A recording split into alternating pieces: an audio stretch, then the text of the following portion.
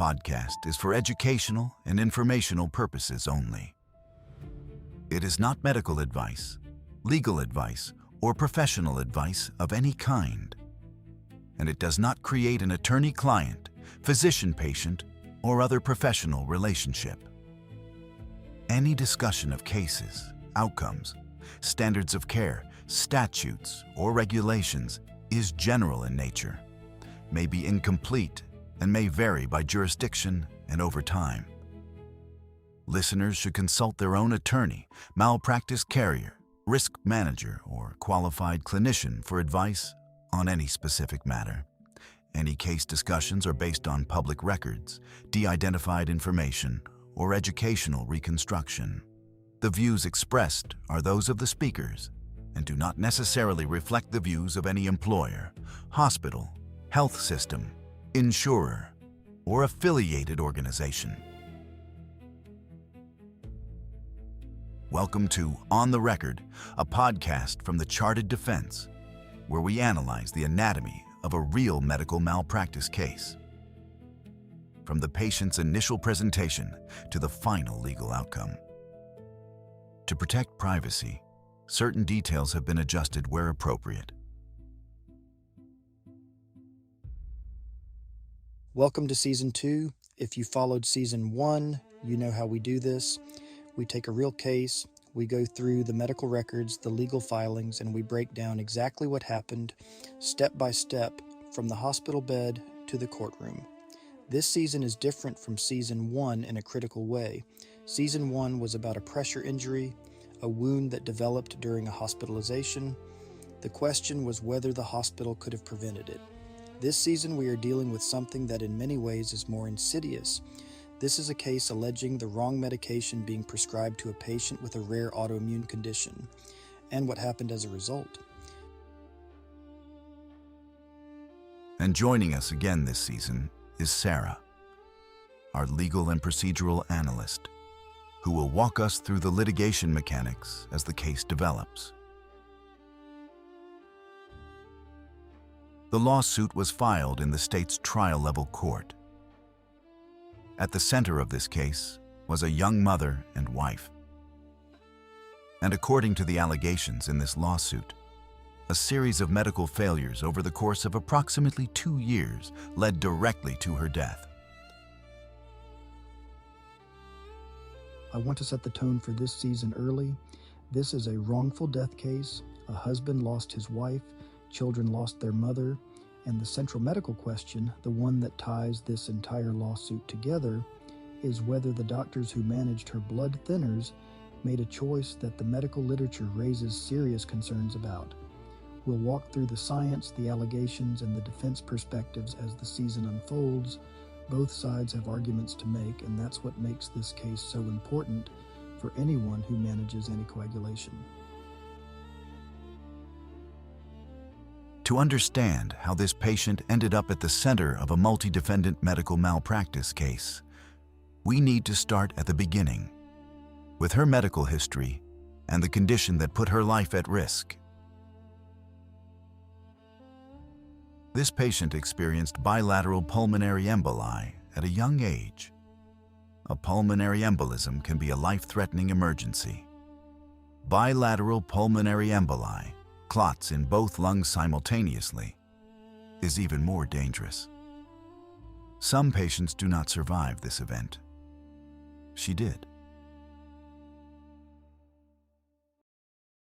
So when this patient developed bilateral pulmonary emboli at her age, the immediate question for her doctors should have been, why? Why did this young woman throw clots to both lungs? Is there something in her blood that predisposed her to this? That question, the why, is the foundation of everything that follows in this case. After her initial presentation for the bilateral pulmonary embolism, the patient underwent what's called a thrombophilia workup. This is a series of blood tests designed to identify inherited or acquired conditions that increase the tendency to form dangerous blood clots. The results were significant. The patient was found to have a prothrombin gene mutation. This is an inherited genetic variant that independently increases the risk of deep vein thrombosis and pulmonary embolism. She was also found to have an MTHFR gene mutation, a common genetic variant affecting folate metabolism that has been associated with thrombosis risk. Both of those findings are important, but they're not the whole story. Having a prothrombin gene mutation means your body makes more prothrombin, a protein that's essential for blood clotting. More prothrombin means a higher baseline tendency to form clots. The MTHFR mutation can lead to elevated homocysteine levels, which is another independent risk factor for clotting. So right there, you have two inherited reasons why this patient was at elevated risk. But the most critical finding, the one that changes everything about how you manage this patient, was still to come.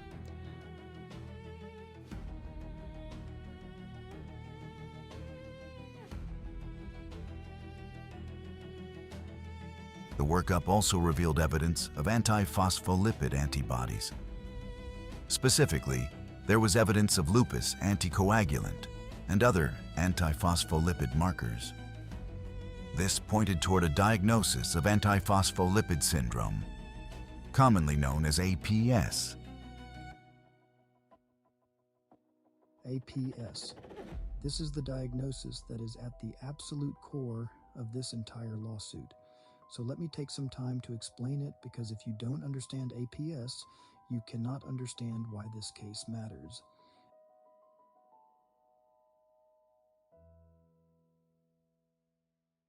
Antiphospholipid syndrome is an autoimmune condition. In APS, the immune system produces antibodies, called antiphospholipid antibodies, that attack certain proteins in the blood. These proteins are normally involved in regulating the clotting cascade. When these antibodies are present, the result is paradoxical. Despite the name anticoagulant in lupus anticoagulant, what actually happens in the body is the opposite. The blood becomes more prone to clotting, not less. Patients with APS are at dramatically elevated risk for deep vein thrombosis, pulmonary embolism, stroke, and pregnancy complications, including recurrent miscarriage. APS is one of the most common acquired causes of thrombophilia. It's not rare. Hematologists see it regularly. Cardiologists who manage anticoagulation should be aware of it. And the critical thing, the thing that makes this case a case, is that APS has very specific treatment requirements. You cannot just prescribe any blood thinner and expect it to work. To formally diagnose APS, two criteria must be met. First, there must be laboratory evidence. Positive antiphospholipid antibodies on at least 2 separate occasions, tested at least 12 weeks apart. The specific antibodies tested include lupus anticoagulant, anticardiolipin antibodies, and anti-beta-2 glycoprotein 1 antibodies. Second, there must be clinical evidence, either a documented thrombotic event, such as a DVT or PE, or specific pregnancy complications.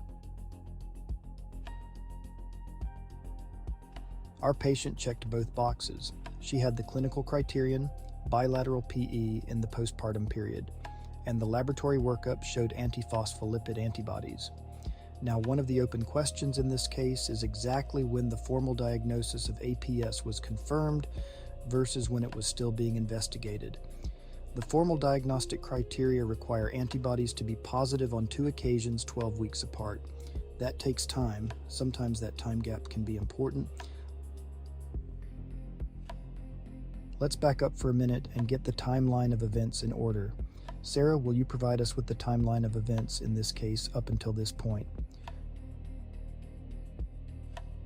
Sure, Michael. In this case, we have limited medical record data, but we do have information from the experts and summaries of her medical care. Everything started with the pulmonary emboli. She was started on anticoagulation at this time. 1 month later, she has a medical visit that references the blood clots and thrombophilia workup. and noted that she was on anticoagulation. Later that year, there's a follow-up with hematology outlining her anticoagulation plan.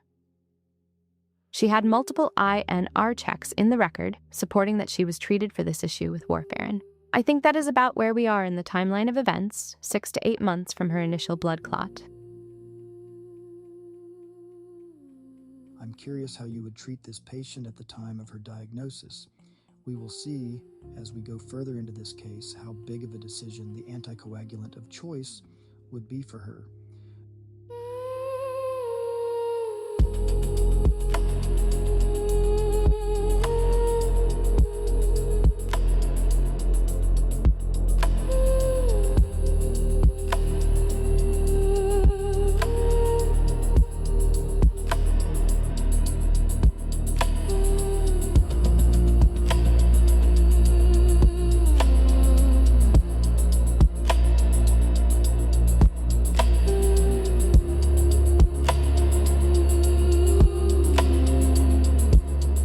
So within a few months of her initial event, the picture was becoming clear.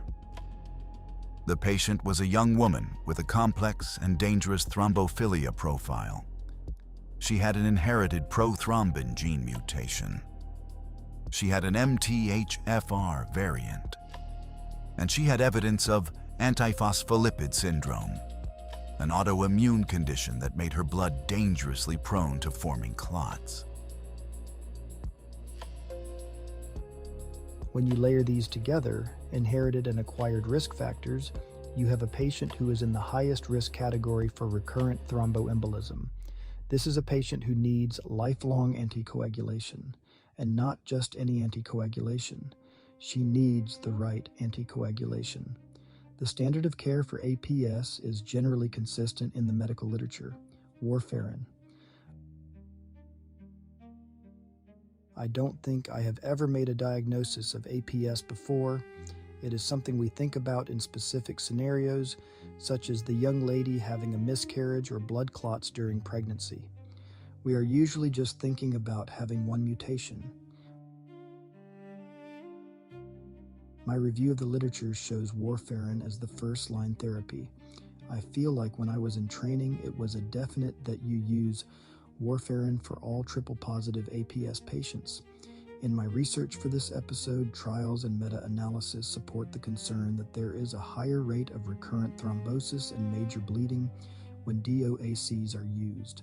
There was a caveat about considering them in select low-risk single and or double-positive APS patients. It was followed by the disclaimer, only after shared decision-making. So from an educational side of things, warfarin is the best choice in these patients.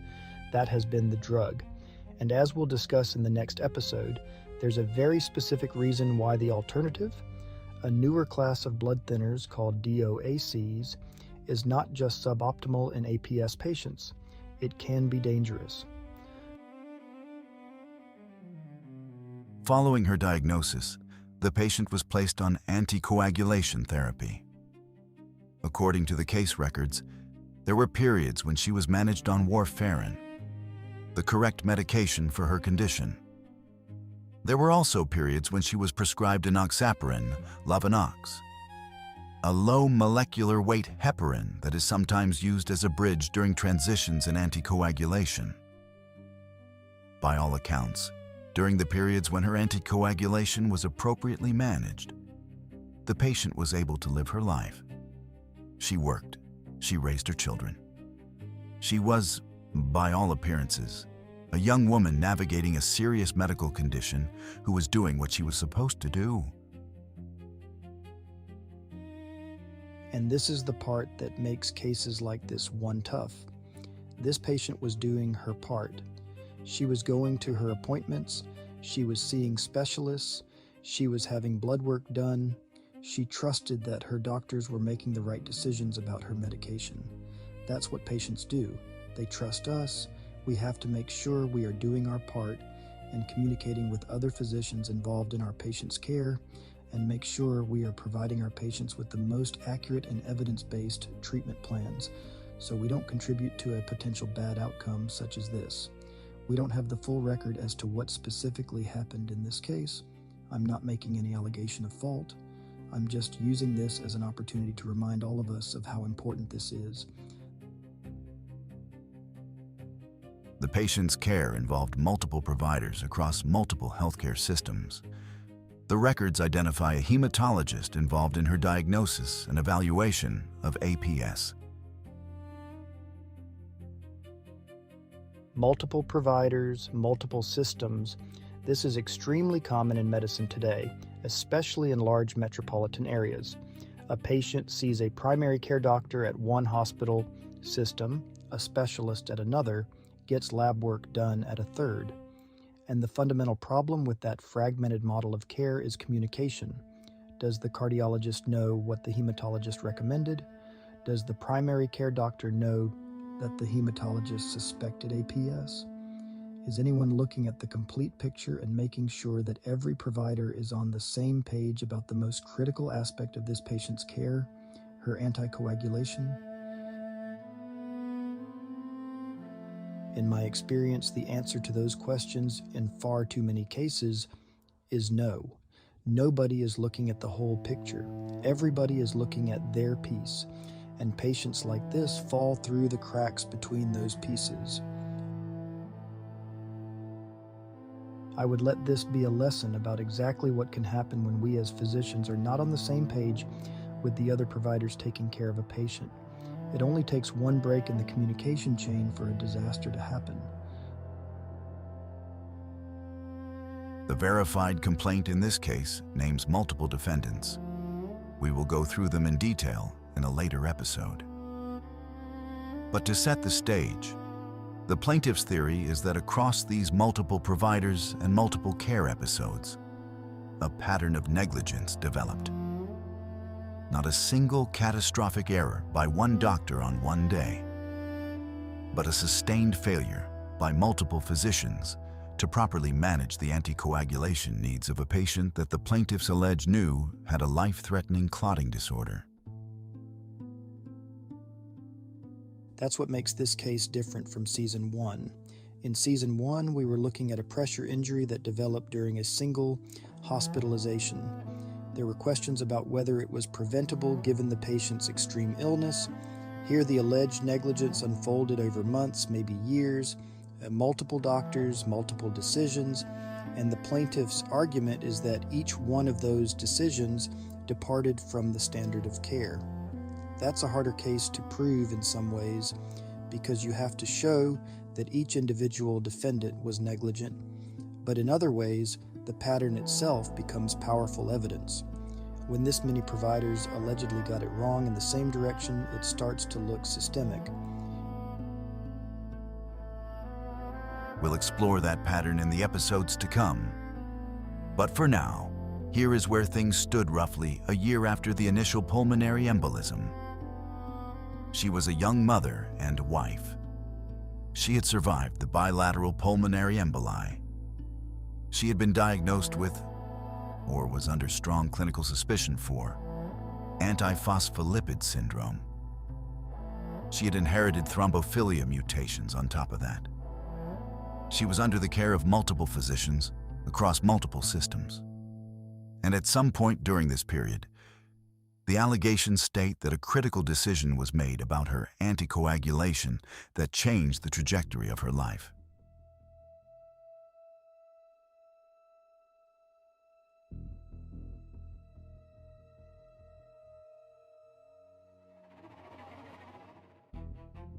That decision, which medication to use to keep her blood from forming the clots that could kill her, is what we'll break down in Episode 2. Around the same time as the events in this case, a new class of blood thinners had hit the market. They were called direct oral anticoagulants, or DOACs. Brand names like Xarelto and Eliquis, they were marketed as the next generation of blood thinners. No more weekly blood draws, no more dietary restrictions, no more careful INR monitoring. They were convenient, they were new, and for most patients they work well. But for patients with APS, the clinical trials would eventually show that switching from warfarin to a DOAC was not a convenience, it was a potential danger. approximately 18 months after the initial pulmonary embolism, our patient was hospitalized. She would remain in the hospital for well over a month. The details of that hospitalization, what happened during those many days, and how they connect to the alleged anticoagulation failures will be the focus of episode 3. But before we get there, we need to understand the science.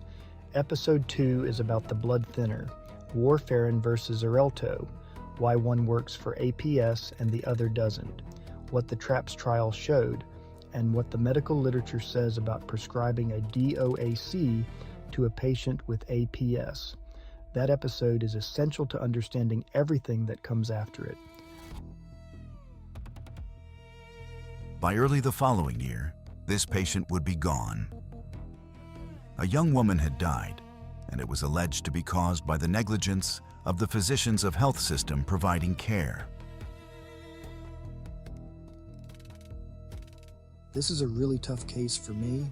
I try to analyze what I think I would have done if I were in the shoes of the clinicians that took care of her in the years between diagnosis and her death.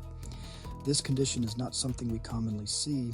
It looks like, at least from the best of my abilities, she was worked up appropriately and treated correctly in the early stages. She was on Love Knocks when she followed up with the cardiologist from her hospital stay. The cardiologist note said she would be started on warfarin. That is the right call based on what we know about her diagnosis.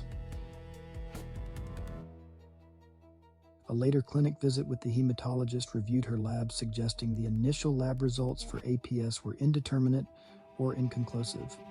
The recommendation was to recheck the labs in a few months and continue warfarin at this time.